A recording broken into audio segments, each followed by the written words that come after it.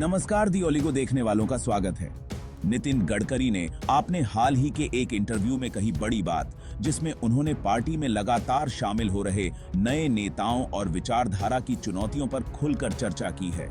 BJP के वरिष्ठ नेता और केंद्रीय मंत्री नितिन गडकरी अपने स्पष्ट और बेबाक बयानों के लिए जाने जाते हैं।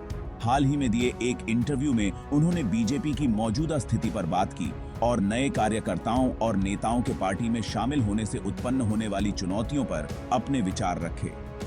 गडकरी ने कहा कि बीजेपी एक कार्यकर्ताओं की पार्टी है, जहां अलग अलग पृष्ठभूमि और विचारधाराओं से लोग आते हैं।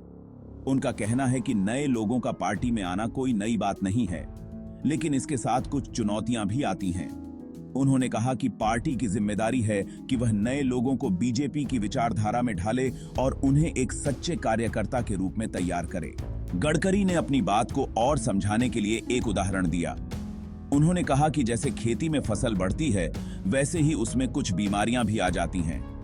इसी तरह पार्टी में नए लोगों के आने से कुछ समस्याएं भी उत्पन्न हो सकती हैं। उनका मानना है कि जैसे किसान अपनी फसल को स्वस्थ रखने के लिए कीटनाशक का छिड़काव करते हैं, वैसे ही पार्टी को भी यह सुनिश्चित करना पड़ता है कि कोई भी समस्या पूरे संगठन पर नकारात्मक असर न डाले।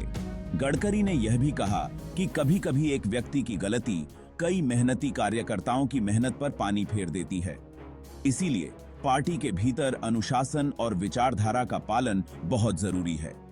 उन्होंने कहा कि देश में मतभेद होना सामान्य बात है, लेकिन सही सोच का होना और उसे सही दिशा में आगे बढ़ाना महत्वपूर्ण है। तो यह था नितिन गडकरी का ताजा बयान, जिसमें उन्होंने पार्टी में अनुशासन और विचारधारा के महत्व पर जोर दिया। हम आपको इस तरह की और भी ताजा और दिलचस्प खबरें लाते रहेंगे। धन्यवाद। आज के लिए इतना ही।